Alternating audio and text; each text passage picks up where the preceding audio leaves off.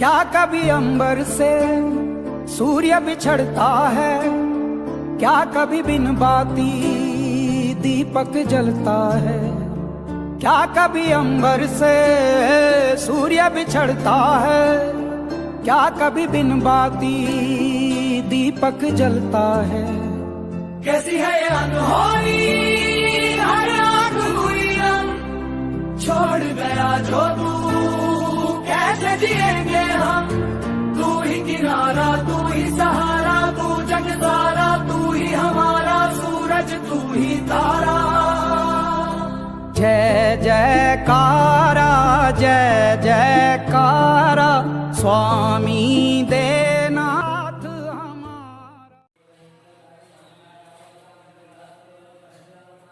Hello everyone, welcome to Divya classes, welcome to mathematics classes. Hello दोस्तों, मैं विकास कुमार। आप लोग से रिक्वेस्ट करते हैं कि हमारे चैनल को यदि सब्सक्राइब नहीं किए हैं तो सब्सक्राइब जरूर करें। हेलो दोस्तों, आज चलिए भाई ध्यान दीजिएगा। तो आज हम लोग ऊंचाई और दूरी पढ़े। हाँ, ऊंचाई और दूरी, इसको इंग्लिश में बोलते हैं हाइट एंड डिस्टेंस। ऊंचाई और दूरी, ऊंचाई और दूरी का मतलब ये समकोण त्रिभुज में आता है। तो पहले हम लोगों को समकोण त्रिभुज के बारे में जानकारी लेना चाहिए। आइए, ये हो गया आपका समकोण त्रिभुज, 90 डिग्री का होता है। देखिए, समकोण त्रिभुज में ये हो गया लंब, ये हो गया आधार और ये वाला भुजा हो गया कर्ण। ध्यान दीजिएगा, लंब का मतलब ये होता है ऊंचाई और आधार जो है वो दूरी। यानी कि इसमें जितना भी हिसाब बनाएंगे, ऊंचाई मालूम करना है यानी कि लंब मालूम करना है, और दूरी मालूम करने का मतलब हमको आधार मालूम करना है। ठीक है, और किसी किसी प्रॉब्लम में कर्ण भी मालूम करेंगे। अब आगे इसमें समझते हैं, यदि ये कोण 45 डिग्री होगा तो ये वाला कोण भी 45 डिग्री होगा, क्योंकि तीनों कोणों का एड कितना डिग्री होता है, 180 डिग्री का। यदि हम इसको 60 डिग्री लेते हैं तो ये हो जाएगा 30 डिग्री। तीनों को ऐड करेंगे तो 180 डिग्री हो जाएगा, यानी कि तीनों कोण को जोड़ने के बाद 180 डिग्री आना चाहिए। तीनों कोणों का योग 180 डिग्री। और एक चीज के बारे में जानकारी ले लीजिए, यहाँ ए है, यहाँ बी है, यहाँ सी। देखिए, ये यहाँ पर सी नाम दिया, तो सी के सामने ये वाला भुजा को सी से डिनोट किया जाता है, और इसके सामने भुजा को बी से, और नीचे वाला को ए के सामने ए से डिनोट किया जाता है। ठीक है, ध्यान दीजिएगा। अब आगे समझेंगे।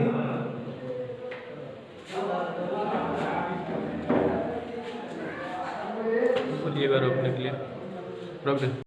अब हम ऊंचाई और दूरी में आगे समझेंगे। इसमें एक आधार ले लेते हैं, एक मीनार ले ली,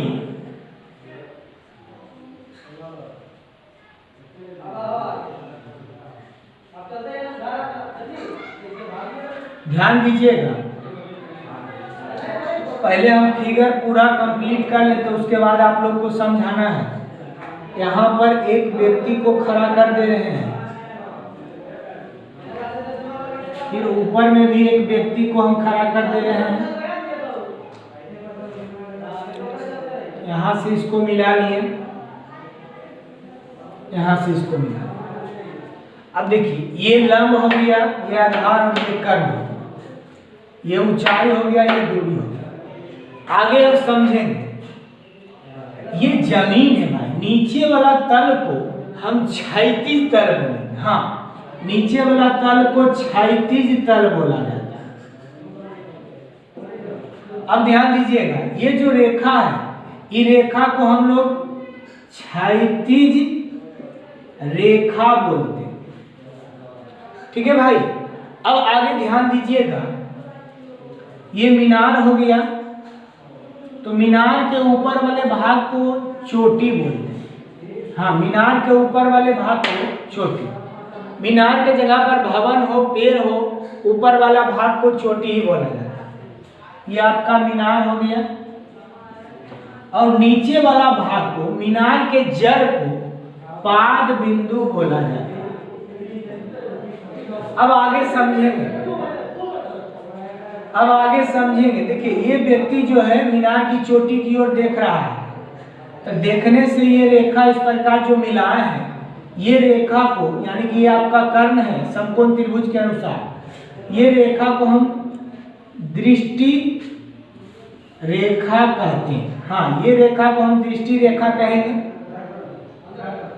अब समझेंगे आगे। इतना समझने के बाद इसको हम फिर से रिपीट कर दे रहे हैं।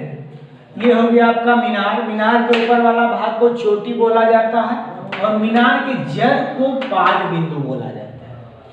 नीचे वाले भाग को ये क्षैतिज तल हो गया, और ये आधार को क्षैतिज रेखा बोला जाता है, यानी कि यहाँ से यहाँ तक की दूरी को क्षैतिज रेखा।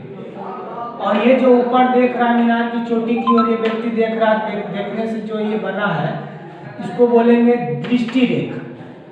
ठीक है भाई, अब आगे समझिएगा। अब हम लोग समझेंगे, चलिए ध्यान दीजिएगा। अब हम लोग उन्नयन कोण और अवनमन कोण के बारे में जानकारी। हाँ, इस फिगर में कहाँ पर उन्नयन कोण बनेगा और कहाँ पर अवनमन कोण बनेगा उसके बारे में जानकारी। देखिए ये व्यक्ति मीनार की चोटी को देख रहा है, तो नीचे में जो कोण बनेगा ना यहाँ पर, तो नीचे वाला कोण को हम लोग उन्नयन कोण बोले। हाँ, नीचे से ऊपर कोई व्यक्ति देखता है तो यहाँ पर जो कोण बनेगा उसको उन्नयन कोण बोले। अब ध्यान दीजिएगा, ऊपर में जो कोण बनेगा, ऊपर से नीचे की ओर व्यक्ति देखता है तो ऊपर में जो कोण बनता है उसको हम लोग अवनमन कोण कहते हैं। समझ गए भाई? हाँ, नीचे से ऊपर देखेगा तो नीचे में जो कोण बना उन्नयन कोण, और ऊपर से नीचे कोई व्यक्ति देखता है तो ऊपर में जो कोण बनेगा उसको अवनमन कोण बोलते हैं। अब आगे जानकारी लीजिएगा। अब एक पॉइंट के बारे में जानकारी लीजिए, उन्नयन कोण बराबर अवनमन कोण होता है। हाँ, ये दोनों कोण आपस में बराबर होता है। यदि ये 60 डिग्री यहाँ पर है तो ये भी आपका हो जाएगा 60 डिग्री। यहाँ पर यदि 45 डिग्री बन रहा तो यहाँ पर भी बन जाएगा 45 डिग्री। इस बात को ख्याल में रखिए, यानी कि उन्नयन कोण बराबर अवनमन कोण होता है। उन्नयन कोण बराबर अवनमन कोण होता है। हाँ, ये कोण दोनों बराबर है। अब समझेंगे उन्नयन कोण और अवनमन कोण बराबर क्यों होता है, इसके बारे में भी आप लोग को हम बता दे रहे हैं। ध्यान दीजिएगा। हाँ, ये दोनों कोण जो है बराबर क्यों होता है इसके बारे में हम आप लोग को बता रहे हैं। देखिए ये जो रेखा है और ये रेखा, ये दोनों समानांतर रेखा, तो दो हम समानांतर रेखा लेते हैं। ले लिए भाई? अब एक हम तिर्यक रेखा ले। हाँ, तो समानांतर रेखा ले लिए और ये तिर्यक रेखा ले, तो ये हो गया आपका एकांतर। आप लोग जानते हैं कि एकांतर कोण बराबर होता है। हाँ, एकांतर कोण क्या होता है? बराबर। और इधर ये वाला एकांतर कोण है, तो ये वाला x डिग्री होगा तो ये वाला भी x डिग्री। अब यहाँ से हम एक लंब डाल दिए भाई, तो ये हो गया आपका 90 डिग्री का समकोण त्रिभुज, है ना? ये समकोण त्रिभुज हो गया। तो आप इस फिगर को देखिएगा, यहाँ पर एकांतर कोण दोनों बराबर होगा। अब इस फिगर को देखिएगा और इस फिगर को, दोनों मिल रहा है। देखिए ये जो रेखा है ये वाला, और ये रेखा नीचे वाला ये वाला, और ये जो कोण नीचे बना रहा है ये उन्नयन कोण है, ये आपका अवनमन कोण। अब समानांतर रेखा के अनुसार यदि एक तिर्यक रेखा ले लिए तो ये दोनों एकांतर कोण बराबर होगा, तो भाई ये दोनों कोण भी बराबर होगा, यानी कि उन्नयन कोण बराबर अवनमन कोण होगा। समझ गए क्यों उन्नयन कोण बराबर अवनमन कोण होगा? चलिए यहां तक समझ गए। अब आगे हम लोग समझेंगे। इतना समझने के बाद इसमें कुछ फॉर्मूला को याद रखना है जिसका कि ज्यादा यूज होता है। देखिए sin 30 डिग्री बराबर 1/2, साइन 60 डिग्री बराबर √3/2, टेन 30 डिग्री बराबर 1/√3, टेन 60 डिग्री बराबर √3। ये जो 4 को फार्मूला हम त्रिकोणमिति वाला लिखे हैं, इसका इस चैप्टर में यानी कि ऊंचाई और दूरी में ज्यादा यूज होगा, इसीलिए लिख दिए। इन चारों को याद रखिए, आप लोग को प्रॉब्लम बनाने में दिक्कत ना हो। अब देखिए त्रिकोणमिति में एक्सरसाइज 8.1 में पढ़े होंगे, साइन थीटा बराबर लंब बटे कर्ण, कोस थीटा बराबर आधार बटे कर्ण, टेन थीटा बराबर लंब बटे आधार। तो ये सभी फार्मूला इसमें यूज होगा, ये सबको भी याद रखिए। चलिए, इतना जानकारी लेने के बाद अब हम इसमें एक प्रॉब्लम लेते हैं और आप लोग देखिएगा कि इस चैप्टर में जो भी प्रॉब्लम आएगा वो किस प्रकार बनेगा। हाँ, एक हिसाब हम ले रहे हैं, ध्यान दीजिएगा। अब हम इसको मिटा देते हैं, स्टॉप करें। चलिए, तो हम एक सवाल लिए हैं, सवाल को ध्यान पूर्वक सुनिएगा। एक मीनार के पाद से 20 मीटर दूर स्थित एक बिंदु से मीनार की चोटी का उन्नयन कोण 30 डिग्री है, तो कह रहा मीनार की ऊंचाई ज्ञात है। हाँ, इस सवाल में मीनार की ऊंचाई ज्ञात करने के लिए बोल रहा है, ध्यान दीजिएगा।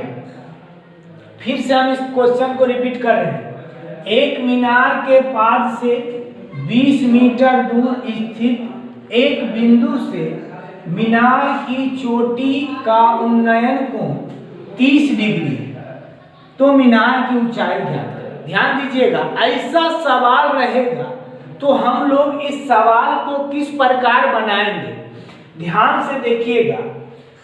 अब हम बताने जा रहे हैं, ध्यान दीजिएगा।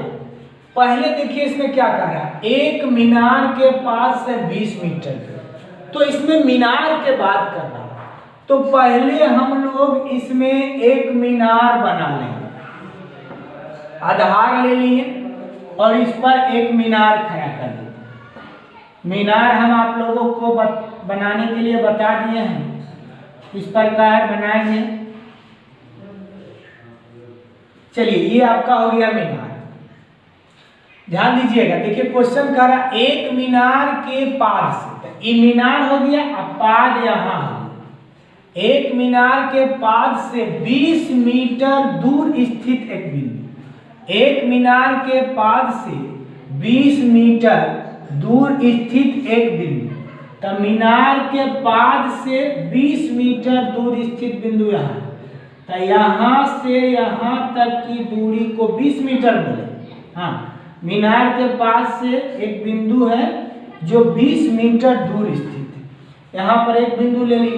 अब आगे समझेंगे, उसके बाद क्या कह रहा एक बिंदु से यानी कि ये बिंदु से, एक बिंदु से यानी कि ये बिंदु से मीनार की चोटी का उन्नयन कोण 30 डिग्री, तो इस बिंदु से मीनार की चोटी तो यहाँ है भाई, तो इस बिंदु से मीनार की चोटी का उन्नयन, चोटी से मिला लिए, उन्नयन कोण का मतलब नीचे में बनेगा यहाँ पर कोण, तो मीनार की चोटी का उन्नयन कोण 30 डिग्री है, तो यहाँ पर हम लोग 30 डिग्री दे देंगे, कोई दिक्कत? हाँ, इस बिंदु से मीनार की चोटी का उन्नयन कोण 30 डिग्री है, तो यहाँ से चोटी को मिला लिए और यहाँ पर 30 डिग्री है।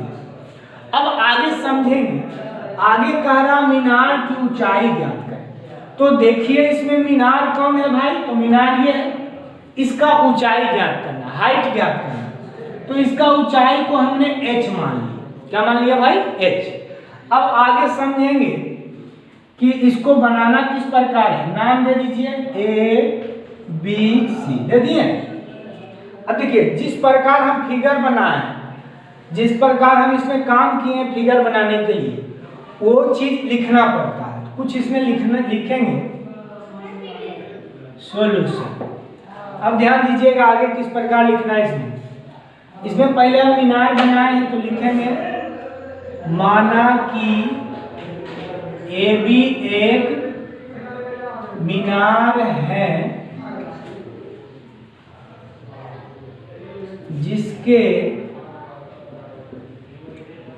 पाद बिंदु B से 20 मीटर दूर स्थित बिंदु C से चोटी का उन्नयन कोण 30 डिग्री है।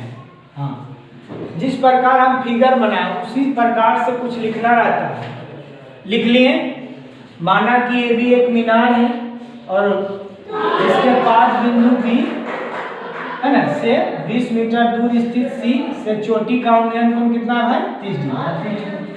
अब ध्यान दीजिएगा, अब इस सवाल को हमको आगे बनाना कैसे है, सो ध्यान दीजिएगा। देखिए, हमको यहाँ पर मीनार की ऊंचाई ज्ञात करना। क्या ज्ञात करना भाई? मीनार की ऊंचाई। तो ये आपका मीनार की ऊंचाई हो गया और ये हो गया आधार। ये क्या हो गया भाई? आधार। तो यहाँ पर हमको मीनार की ऊंचाई ये वाला ज्ञात करना है और ये वाला मालूम है और ये वाला कोण मालूम है। तो जो ज्ञात करना है और जो मालूम है वही दोनों में रिलेशन लगाया जाता है। तो देखिए, यहाँ पर हमको ये हो गया आपका लंब, ये हो गया है ना, ऊंचाई का मतलब लंब। तो लंब मालूम करना है और आधार मालूम, तो यही दोनों में रिलेशन लगाकर सोचेंगे कि कौन फार्मूला सेट करेगा। चलिए, यहाँ से हमको पता चल रहा है। देखिए, ध्यान दीजिएगा, लंब बटे आधार कौन थीटा बराबर होता है? तो टेन थीटा बराबर। तो हमको पता चल गया कि टेन थीटा का फॉर्मूला इसमें यूज होगा। ध्यान दीजिएगा, क्योंकि टेन थीटा बराबर होता है लंब बटे आधार। लिख लिए? हाँ, टेन थीटा बराबर होता है लंब बटे आधार। ऐसा इसलिए लिखे, ये फॉर्मूला इसलिए लिखे क्योंकि हमको लंब मालूम करना और आधार मालूम है, इसीलिए टेन थीटा वाला फॉर्मूला यहाँ लगे।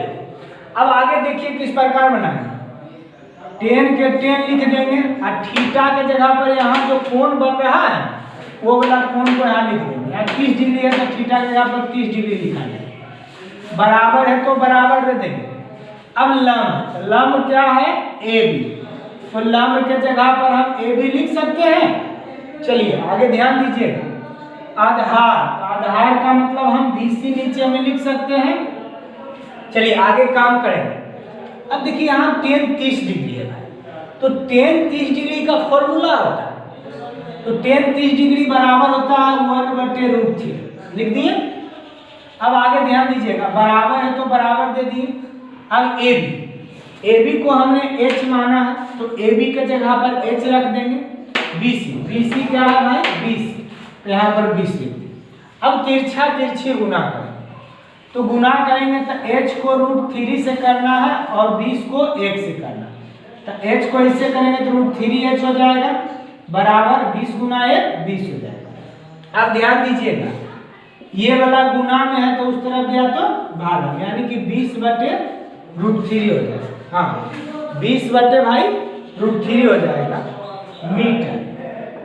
ये हो गया आपका आंसर, यानी कि मीनार की ऊंचाई आप लोगों को निकल गया 20 बटे √3 मीटर। स्टॉप कीजिए।